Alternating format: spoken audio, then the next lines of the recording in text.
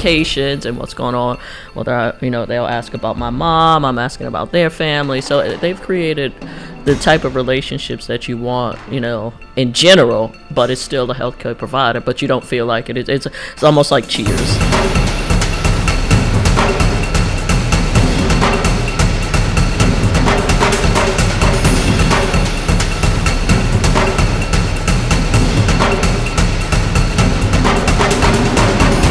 Rory in 2012, and he did the assessment then, and we came to the conclusion that at that point in time my hearing loss was about as it had been from other people that had tested it, and that I would have to make a decision when I felt comfortable with wearing hearing aids.